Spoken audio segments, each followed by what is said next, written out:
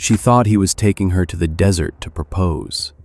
Instead, she was walking into a carefully planned death trap.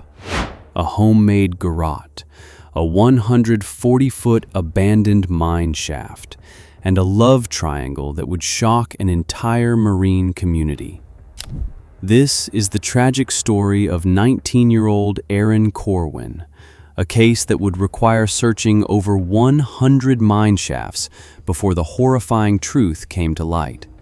What you're about to hear is the true story of betrayal, manipulation, and murder that unfolded in the shadow of Joshua Tree National Park.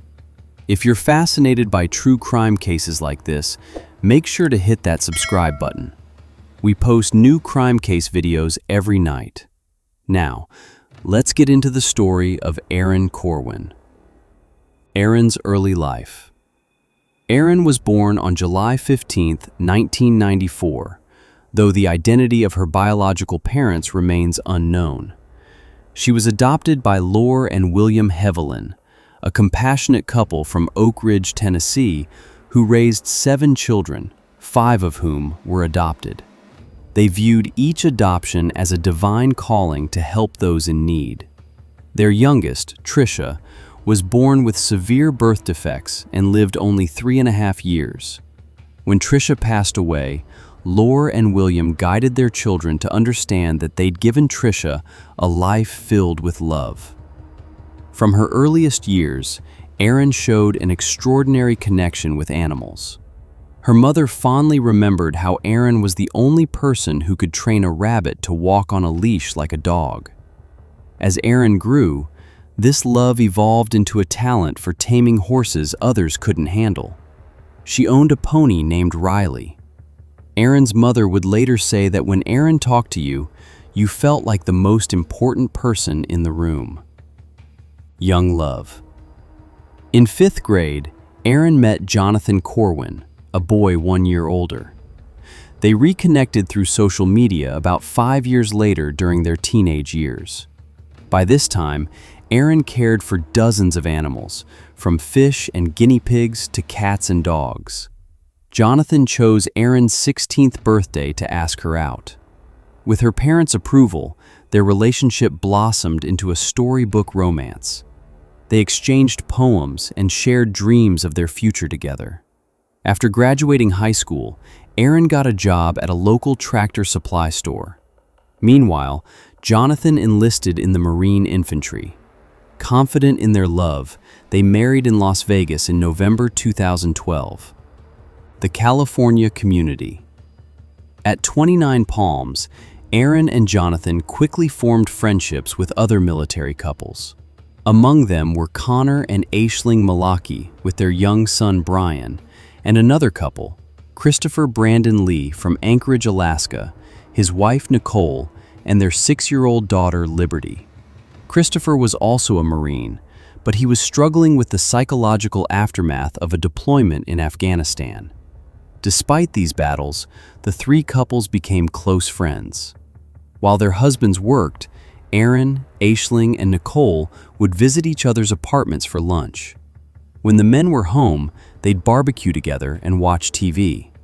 As journalist Shanna Hogan later wrote, it felt as though every apartment belonged to everyone, a tight-knit community where trust ran deep. There was another connection: horses. Like Erin, Christopher and Nicole shared this passion. The Lees sponsored horses at White Rock Horse Rescue Ranch in Flamingo Heights, owned by Isabel Megley.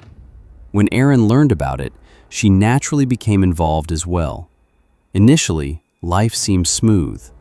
But beneath this friendship, dangerous undercurrents were forming. Cracks in the foundation. Christopher Lee's behavior at work had begun to raise concerns. Other Marines observed troubling behavior when he handled weapons. A superior officer reprimanded him for treating rifles and rocket launchers like toys, earning Christopher a reputation for recklessness. For the Corwins, married life away from their families introduced pressures that tested their young relationship. Their youth, Erin was just 19, meant they lacked preparation for marriage realities. They argued frequently about finances. Then came a moment of joy. Erin discovered she was pregnant. She announced it on social media, and all tension between her and Jonathan evaporated. But tragedy struck weeks later when Erin suffered a miscarriage. The loss devastated her. Making matters worse, Jonathan's repeated absences due to military training created additional distance. Erin felt he couldn't comfort her the way she needed, and the fractures in their marriage grew wider. During this vulnerable period, Christopher Lee had been watching. He recognized the deep sorrow on Erin's face and began spending time alone with her, without Nicole present. He positioned himself as a confidant who understood her pain. The affair. On a Sunday evening in February 2014, everything changed. The Lees visited the Corwins for what should have been a normal evening. Jonathan and Nicole settled in to watch a zombie TV series, but Erin, disturbed by the violence, chose not to participate. Christopher followed Erin into the master bedroom to play video games. They sat side by side on the floor. Then one of them paused the game. They looked at each other, and without warning, they shared their first kiss. That single moment changed everything. Erin and Christopher began an affair that rapidly intensified. Before long, they were discussing leaving their spouses. Christopher even talked with Erin about how she would fit as stepmother to Liberty.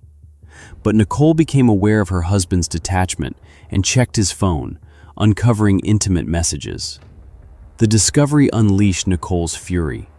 She confronted Christopher with a tirade that stretched for hours. Nicole also contacted Jonathan, revealing the affair and triggering an explosive confrontation. When Erin attempted to leave, Nicole, her eyes burning with rage, shouted threats at her.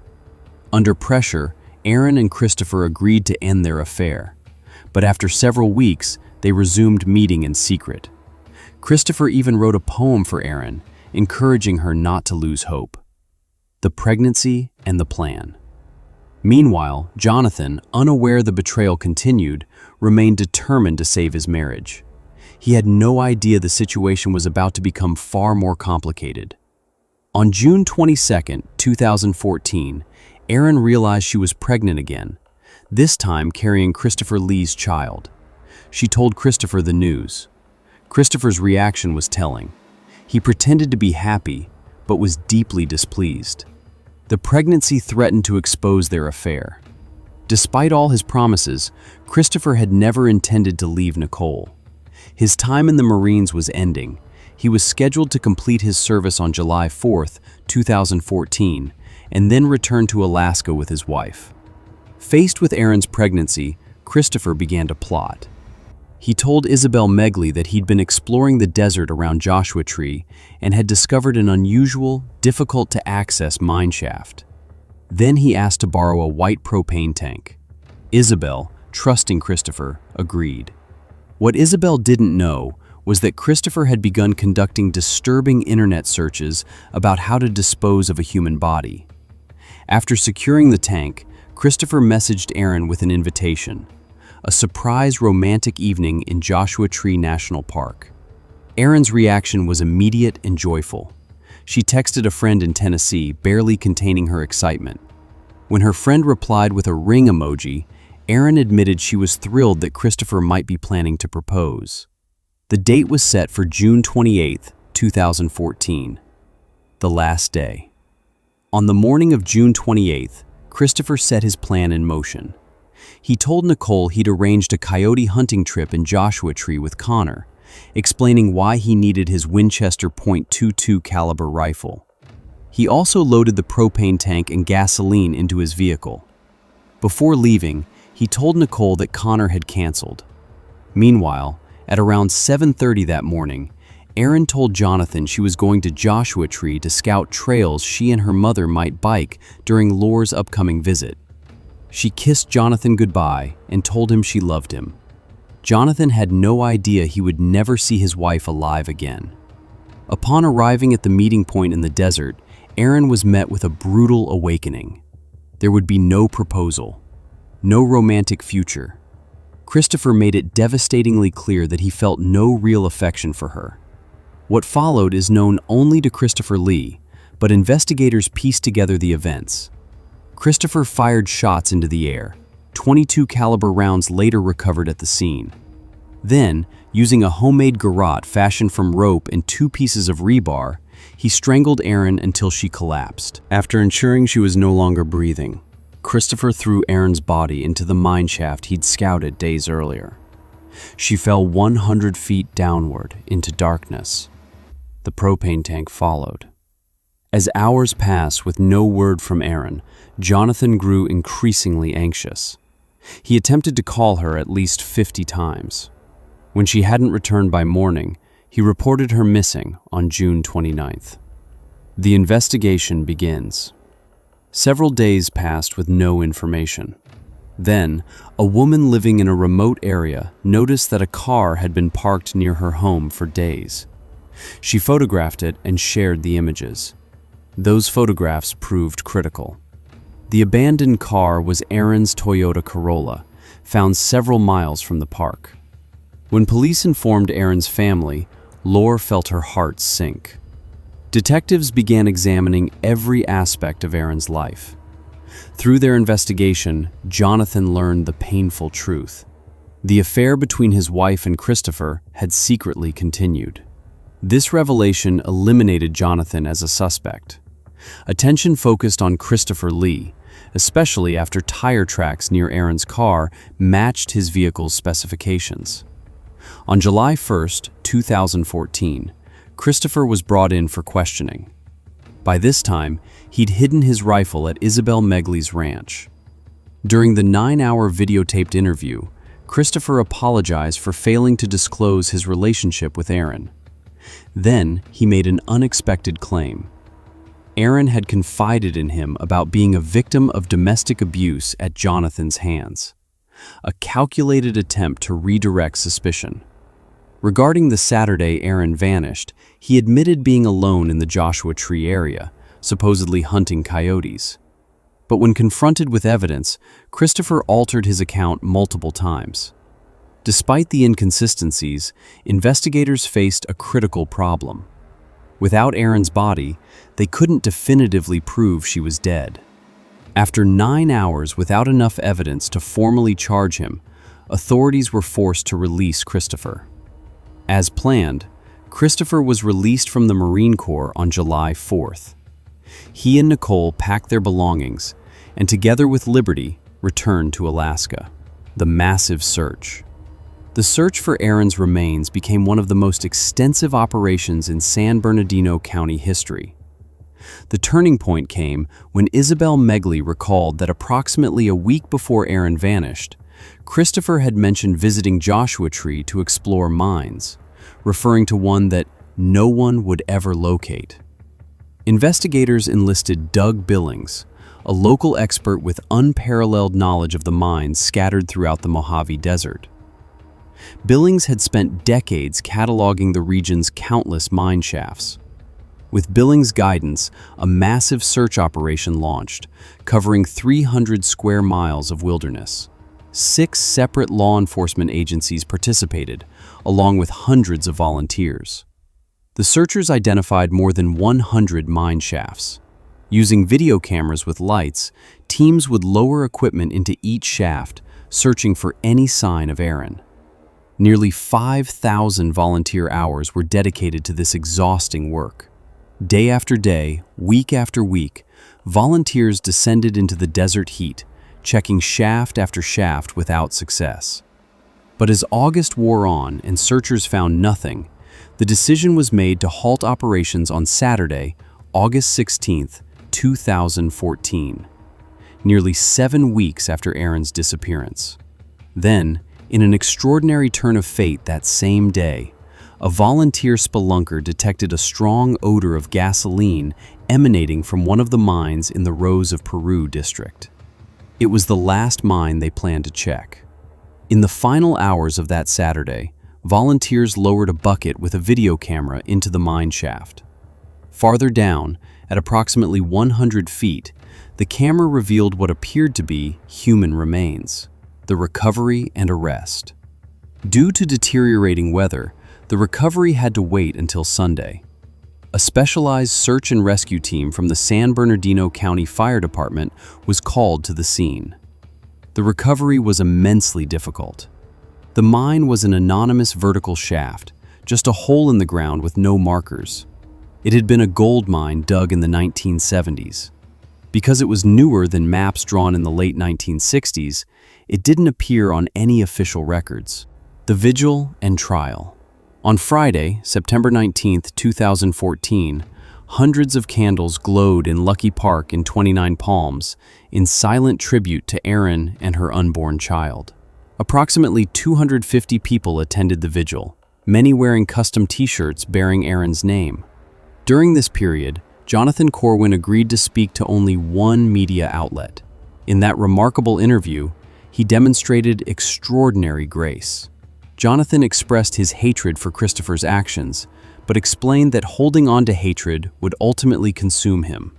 "A part of me wanted to confront Christopher with violence," Jonathan admitted, "but I chose not to, believing it would make me no better than Christopher himself." Christopher Brandon Lee's trial finally began in October 2016, more than 2 years after Erin's death. From the beginning, the prosecution methodically demonstrated Christopher's tendency toward violence, his clear motive, and his opportunity to commit the crime. A forensic scientist testified that a .22 caliber shell casing found near the Rose of Peru mine bore firing pin marks that matched Christopher's Winchester rifle. The evidence was overwhelming.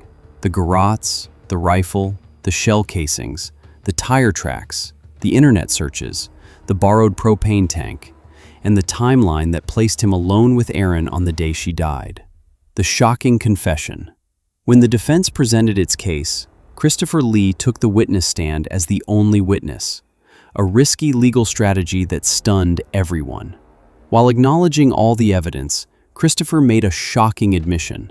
He confessed to killing Erin Corwin. But rather than showing remorse, he put forward a version of events that was both untrue and desperately calculated. Christopher claimed that he had suspected Erin of sexually abusing his daughter Liberty. He alleged that on that fatal Saturday, he confronted Erin about these suspicions, and when she supposedly admitted to it, he flew into a rage and attacked her. It was the first time anyone had heard this allegation. No evidence supported it. Liberty had never reported abuse. Christopher had never mentioned these supposed concerns to anyone before this moment. Investigators were clear. This was a fabricated story born of desperation, a last-ditch attempt to reduce his sentence by claiming he'd acted in rage rather than with premeditation. What struck NCIS agents most was Christopher's demeanor on the witness stand.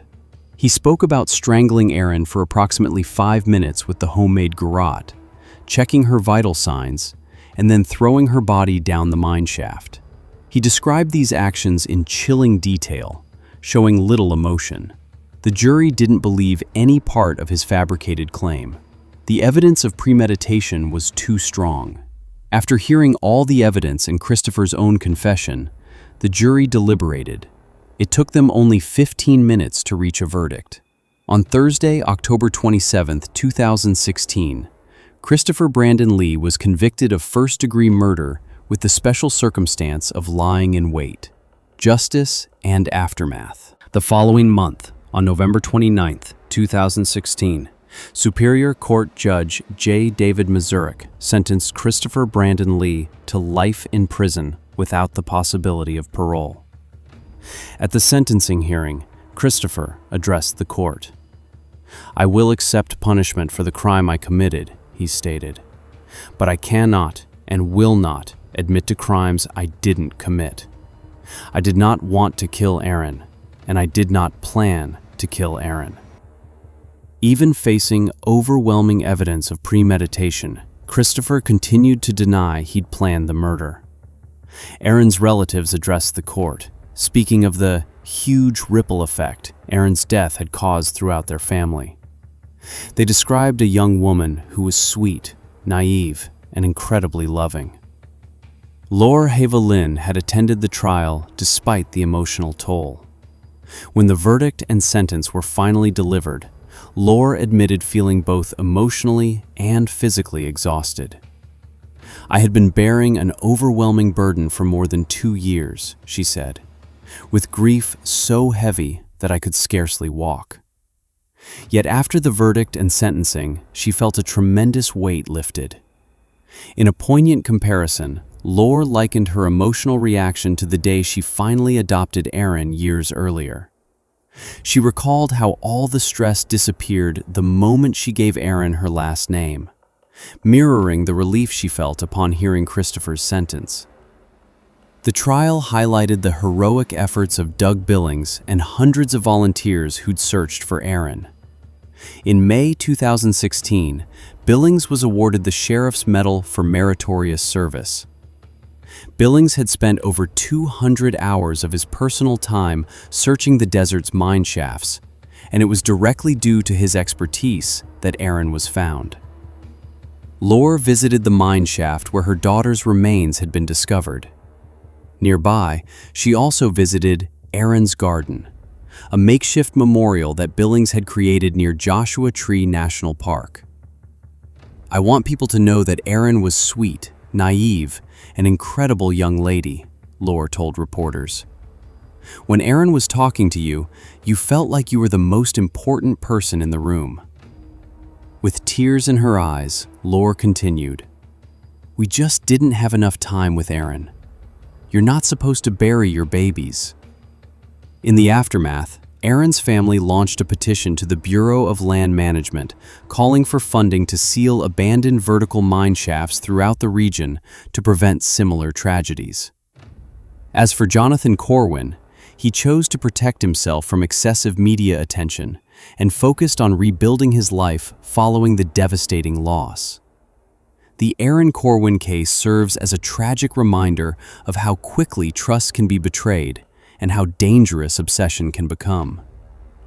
It's a story of manipulation, violence, and devastating consequences.